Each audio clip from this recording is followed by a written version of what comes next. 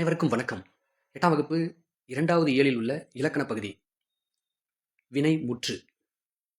வினை என்றால் ஒரு செயல் அல்லது தொழில் அல்லது ஒரு வேலை. முற்று என்றால் முடிந்துவிட்டது என்று பொருள். ஆகவே ஒரு செயல் முடிந்தது என்றால் அது வினை முற்று என்று பொருள். இந்த தொடர்ல நம்ம எழுதினால், பாடுகிறான், மேயும் ஆகிய சொற்களை நம்ம படிச்சு பார்த்தோம்னா, பொருள் முழுமை பெற்று விளங்குகிறது. பொருள் நமக்கு முழுசா தெரியுது. இவ்வாறு பொருள் முற்று பெற்ற வினை சொற்களை தான் நம்ம முற்று வினை என்று சொல்கிறோம். அல்லது வினை முற்று. பொருள் முற்று பெற்று நின்னா அது முற்று வினை அல்லது வினைமுற்று அப்படின்னு நம்ம சொல்றோம். இந்த வினைமுற்று 5 பால், 3 காலம், 3 இடம் ஆகிய அனைத்திலும் வரும். 5 பால் அப்படின்னா ஆண்பால், பெண்பால், பலர்பால், ஒன்றன்பால், பலவின்பால்.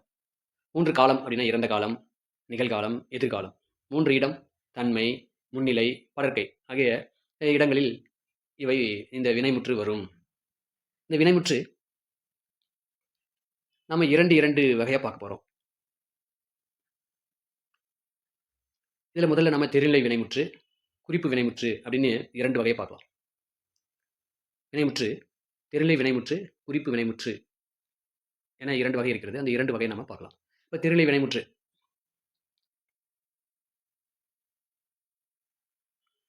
ஒரு செயல் நடைபெறுவதற்கு செய்கிறவங்க, அவங்க எந்த கருவி பயன்படுத்துறாங்க, எந்த இடம் அல்லது நிலத்துல செய்றாங்க, என்ன செயல் செய்றாங்க, எந்த காலத்துல செய்றாங்க, அவங்க செய்யக்கூடிய பொருள் என்ன, அதனால அந்த வேலையால அவங்களுக்கு கிடைக்கக்கூடிய பொருள் என்ன, இந்த 6யும் நமக்கு தெரிவிக்கும். தெரிகிற நிலையில இருக்கக்கூடிய அந்த சொல், அதுதான் தெரிநிலை வினைமுற்று சொல். இந்த 6 இதுக்கு வந்து முதன்மையானது. 6ம் முதன்மையானவை. இவை 6ம் வெளிப்படுமாறு அமைவது தெரிநிலை வினைமுற்று எனப்படும். 6ம் வெளிப்படுமாறு அமையும். அதுதான் தெரிநிலை வினைமுற்று. உதாரணமா எழுதினாள் என்ற ஒரு சொல்லை மட்டும் நம்ம எடுத்துக்கலாம். இங்க மாணவி கட்டுரை எழுதினாள் அப்படின்னு ஒரு தொடர் கொடுத்துருக்காங்க. இல்ல எழுதினாள் என்பதை மட்டும் நம்ம எடுத்துக்கலாம். இல்ல செய்பவர் யார் அப்படின்னு பார்த்தீங்கன்னா மாணவி. செய்பவர் மாணவி. கருவி எதில் எழுதுவாங்க? தாளும் எழுதுகோலும் தான் வேணும். இப்போ எங்க எழுதுனாங்க? இடம் பள்ளிக்கூடம். காலம் எழுதினாள் அப்படின்னு சொல்றாங்க. இறந்த காலத்துல ஏற்கனவே எழுதிட்டாங்க. இப்போ இறந்த காலத்தை குறிக்குது. செய்பொருள் அப்போ அவங்க ஒரு கட்டுரை எழுதுனாங்க, ஒரு கதை எழுதுனாங்க, தேர்வு எழுதுனாங்க அப்படின்னு நம்ம சொல்லுவோம் இல்லைங்களா? இங்கே பார்த்தீங்கன்னா கட்டுரைன்னு கொடுத்துருக்காங்க. ஆகவே இங்கே செய்பொருள் கட்டுரை. என்ன செயல்? எழுதுதல். அதுதான் இங்கே செயல். இவ்வாறு எழுதினாள் என்ற ஒரு சொல்லிலேயே நமக்கு செய்பவர், கருவி, நிலம், செயல், காலம், செய்பொருள் 6ம் நமக்கு வெளிப்படுமாறு தெரியும். இதுதான் தெரிநிலை வினைமுற்று. இவ்வாறு வருவது தெரிநிலை வினைமுற்று. இரண்டாவது குறிப்பு வினைமுற்று. பொருள், இடம், காலம், சினை, குணம், தொழில் ஆகியவற்றில் ஒன்றை வந்து அடிப்படையாக எடுத்துக்கிட்டு காலத்தை வந்து வெளிப்படையாக காட்டாது. ஆனால் செய்பவரை மட்டும் வெளிப்படையாக காட்டும் வினைமுற்று சொல்லுக்கு தான் குறிப்பு வினைமுற்று அப்படின்ட்டு பேரு. இப்போ செய்பவரை மட்டும் எப்படி காட்டும் பாருங்க. உதாரணமா பொருளுக்கு எடுத்துக்குவோம். பொன்னன், பொன்னை உடையவன். பொன் என்றால் தங்கம். அப்போ அதுல பொன்னன் என்றால் பொன்னை உடையவன். பொன் என்பது ஒரு பொருள்.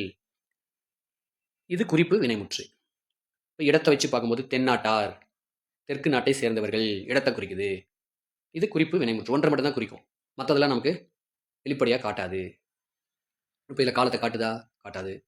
இது வந்து நமக்கு பார்த்தீங்கன்னா இங்கே மேலே செய்கிறவங்க யாரு அப்படின்னு கருவி என்ன, நிலம் என்ன, செயல் என்ன, காலம் என்ன, செய்பொருள் என்ன, அதெல்லாம் இது காட்டாது.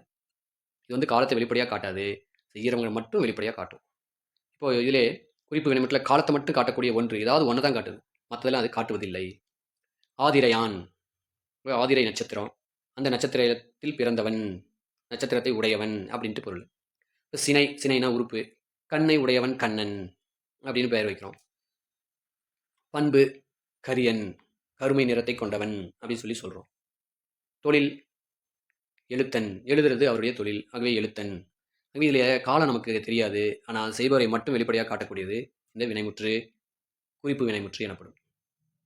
இப்படி தெரிநிலை வினைமுற்று, குறிப்பு வினைமுற்று என்று 2 வகை இருக்கிறது. இவை மட்டுமல்லாமல் ஏவல் வினைமுற்று, வியங்கோல் வினைமுற்று என்று மேலும் 2 வகையை நம்ம பார்க்கலாம். ஏவல் வினைமுற்று.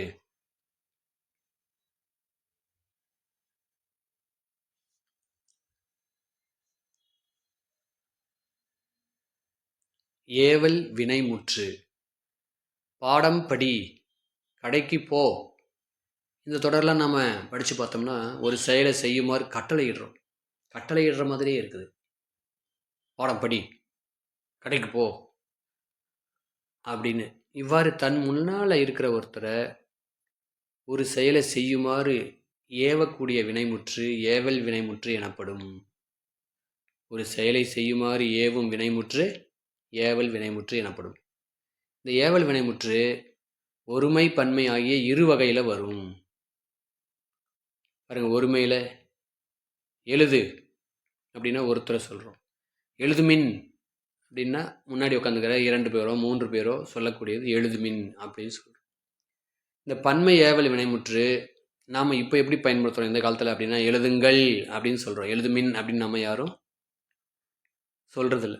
ஆகவே இந்த காலத்தில் எழுதுங்கள், வாருங்கள், செல்லுங்கள் அப்படி தான் பயன்படுத்துகிறோம். 4வதாக வியங்கோள் வினைமுற்று.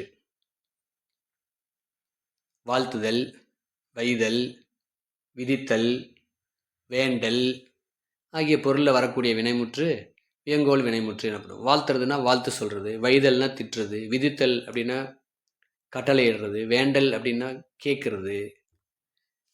இவ்வினைமுற்று இரு திணைகளையும், திணை 2 வகைப்படும். உயர்திணை, அஃறிணை. உயர்திணை அப்படின்றது உயர்திணை கடவுளையும் மனிதரையும் குறிக்கும்.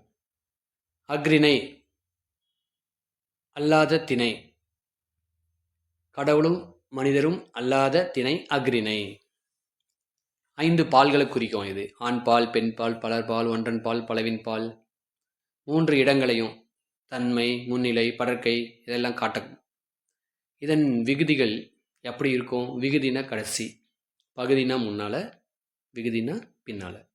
அப்போ அந்த சொல்லின் பின்னால் கா, இய, இயர், அல் என்று முடியும். பாருங்க, வாழ்க கா இருக்குது, அதில் ஒளிக இறுதியில் கா இருக்குது. வாலியர், இயர், வாலி குட்டல் இயர் வாலியர்.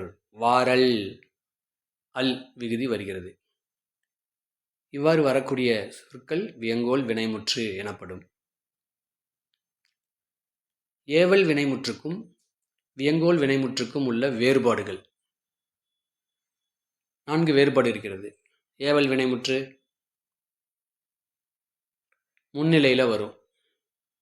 ஆனால் வியங்கோள் வினைமுற்று 2 திணை, ஐம்பால், மூவிடங்களுக்கும் பொதுவாய் வரும்.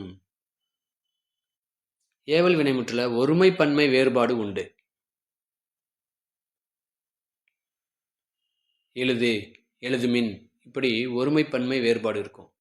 ஆனால் வியங்கோள் வினைமுற்றில் ஒருமை பன்மை வேறுபாடு கிடையாது. கட்டளை பொருளை மட்டும் இது உணர்த்தும். கட்டளை பொருளை மட்டும் உணர்த்துறது தான் ஏவல் வினைமுற்று. ஏவல் அப்படின்னா கட்டளையிடுறது. ஒரு வேலையை செய்யுங்க அப்படின்னு கட்டளையிடுறது தான் ஏவல். ஏவல் என்றால் கட்டளை என்று பொருள். வியங்கோள் வினைமுற்று வாழ்த்துதல், வைதல், விதித்தல், வேண்டல் ஆகிய பொருள்களில் வரும். ஏவல் வினைமுற்று விகுதி பெற்றும் பெறாமலும் வரும். ஏவல் வினைமுற்றில் விகுதியும் வரும், சில சமயம் விகுதி வராமலும் இருக்கும். ஆனால் வியங்கோள் வினைமுற்று விகுதி பெற்றே வரும்.